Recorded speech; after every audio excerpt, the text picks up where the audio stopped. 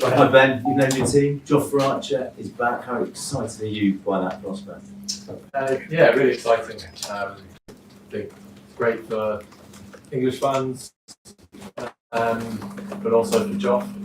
It's been like a long time coming for him. I think his the way in which he's handled the injury setbacks over that period has been very commendable, and then the way in which he's got himself back onto the field and playing cricket over a long period of time now. It was exciting to have him back into the squad and in contention for last week, but now that we can say he's in the playing 11, very exciting for the group, but also I think a pretty great day, and I think Josh's going to be pretty proud of himself that he's managed to get himself back here after two pretty big injuries. What can he add to the bowling attack that maybe others can't? I wouldn't ever like to go into it like that. I think it's a case of we've had two tough games, a lot of time in the field, and got through some overs as a bowling unit. So you get to this position here with back-to-back test matches, and you feel it's the right time to get some fresh legs in. And it was exciting that we had the ability to be able to bowl on something like that. A lot of England fans will remember him from 2019 and the spell here. Can he get back to that level, or might we be seeing a slightly different form of Jofra Archer with the red ball? No, definitely. I think when he's played for England, I know it'd be in the short format. I think it's obvious whenever he does get the ball in his hand, there is that sort of that change in the game. I think the opposition feel it as well because they know what he can do in a spell. I don't think there's any reason as to why we can't see Jofra Archer operating at a level like we've seen here in Lords in the day. And how do you plan to use him? Will you use him in shorter spells than perhaps previously? It'll all be a sort of in the moment kind of thing, like same with anyone where if you do get a sense to maybe give someone an extra over or two than you originally planned because they feel like they're being a big threat, and you can maybe get one or two more overs out of them to potentially get a wicket. But there's definitely going to be no preconceived ideas around he's only bowling spells of 4 and 5. And how much help will he and the others get from the pitch here? Have you had a good look at it? Lords generally it plays out the same way. Whenever you tend to play, there's always seems to be a little bit in it on days 1 to 2, and then if anything, it probably speeds up as the game goes longer. I watched a bit of the World Test Championship, and it was the same there. And how are you feeling after Edgbaston? A quick turnaround, tough test mentally, no doubt, and also how do you feel about your batting at the moment? I'm good. Feeling good. Thank you very much. Sure, go ahead. Was there a temptation to make any more changes in the team? I know people were probably wondering about that with the tight turnaround, and bowlers got a lot of overs into the riding class. I know obviously he has ongoing issues. Was there a temptation to rest anybody else to make any more changes for this match? Just to again reiterate, Carlos, there was no ongoing issues with him. Again, Good. And it was like we obviously quick turnaround, so we waited to see how everyone pulled up, and works in capacity were good. So that's nice. Look, it's been a really tight series so far, 1-1, and for such a big marquee 5 Test series, I think that's what everybody hoped for and what everybody expected. What gives you the confidence right now, Ben, that England have the edge over India overall? This was always going to be a series which was going to moments ebb and flow. The results were going to ebb and flow because the two very good teams going out against each other. We came out on top at Headingley, and they've come out on top of obviously the last game. So when you have two good sides going at it against each other, you are going to see that. Whether we have, I don't think we feel like we have the edge over anyone.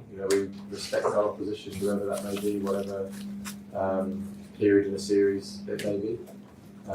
We'll be coming out this week and trying to hit them hard and obviously trying to come away with it. And just from me, anything particular in terms of Shubman Gill?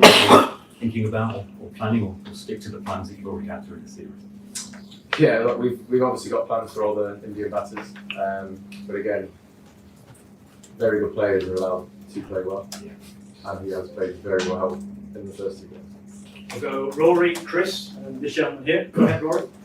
Are these balls in particular proving to be a challenge for you as a captain? Because I guess making those breakthroughs when the ball is still giving you something is becoming more a premium than ever.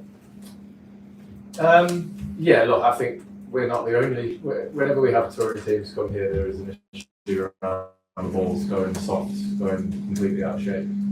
I don't even think that the rings that we use are Duke's rings. Right. Yeah, it's something that isn't ideal, but yeah, you got to deal with it. You know, you obviously, if you feel like the ball's going out of shape, then you've got to check it with the umpire. And if it goes through the rings, and you crack on, and then hopefully eventually it gets that badly out of shape that you're able to change it. But yeah, look, everyone, the bowling team seems to struggle with it. It seems a big issue last week getting faster. So yeah, look, it is what it is. If it fits through, we keep going. If it doesn't, then we get a new. And can I just ask you, as a captain, what you made of the Mulder's decision to declare on himself when the 400 was in sight? I mean, I don't know. Sometimes you had Harry goes for 300. Is that a decision you'd ever make, or do you think you'd let him crack on?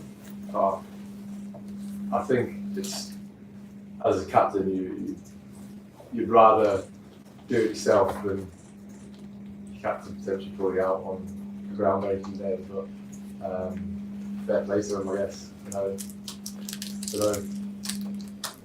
I think he said something where Brian that should stay with him. Yeah, Brian legend should keep it. Yeah.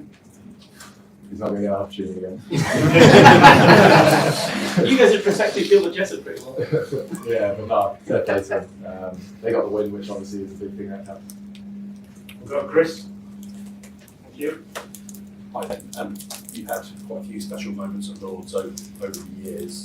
One of those was your century against Australia a couple of years ago. I just wonder what your memories of that innings are, and whether you've got another big score that's quite around the corner for you this year. No, that's 2 years ago, so pretty over that now. And yeah, hopefully, the scores around the corner. We'll go Will at the back, and then we'll take 2 here. Ben, back in the day, a player coming back from injury like Jofra might have played 3 or 4 first-class games. Obviously, he's going in after only 1, which a lot of your kind of predecessors as captain and former players kind of can't really understand. What kind of is your message to them about Jofra's readiness and why you decided that now is the right time to pick him?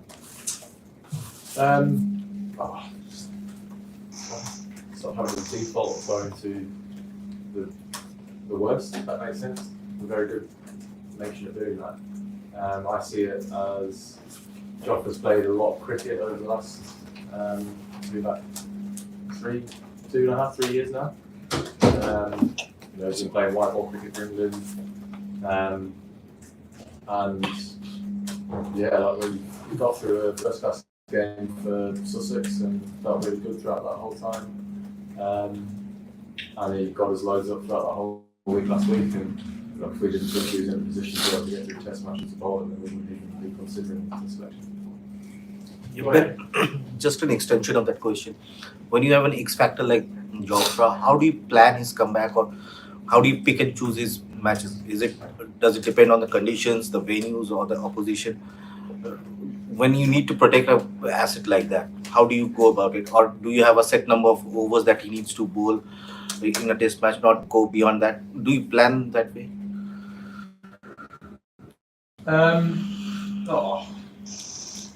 No, not really. I think, look, if we did not think he was ready or in a position to be selected, we would not select him. Yeah, that's it. We think he's done enough to be able to get through a test match. Whenever you walk out onto the field, you're always putting yourself at risk. It's professional sports, they're doing sport what we do. So we're all walking out there with potentially something going wrong. You don't know. yeah, we would not select someone if we didn't think that they were able to get through. One here and then behind and then with him. Thank you. Ben, you called the last week, the last pitch at AajTak in a post-match interview, subcontinent type. Will you be a little more cautious around this time around, when you're going for the toss, that whether you want to bowl first or bat first, knowing what had happened in AajTak?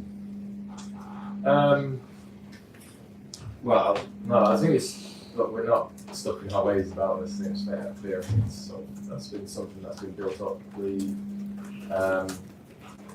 bowled first at Edgbaston because it was, decent overhead conditions, so that soon disappeared. Piles broke out, but I'm not a met on this. So, I can't tell what's going to happen later on in the day after 10:30, but look, Lord's said it's going to be really, really hot this week, so if it is that's the case, where the sun is out blazing tomorrow, I think it's probably going to end up doing the same. Hi Ben. Ben, what do you make of your own personal form? There's a bit being written about your form as well with the bat, and it is also being said that you're not giving yourself enough opportunities to play matches in between these test series. Cool, I'm alright, it's fine. And what, do you want to play some games in between series? As in, for example, the India A games, you could have the first class matches that India A do. No, I had my surgery in January. The priority for me was getting myself into a physical position to be ready for this India series and Zimbabwe before that. Then looking at the whole schedule that I had with obviously the opportunity to play for Durham, it was too early to play. Then I would be putting myself at risk of injuring myself again. And then there was always that option of me playing that Lions game after the Zimbabwe test. But that was purely going to be a late decision on how I felt I got through that Zimbabwe test, and I felt good. It's pretty obvious that I'm getting closer towards the end than I am to the start. So when it comes to me making a decision around games, I've got to be a lot more clever and more sensible around those decisions that I make, if that makes sense.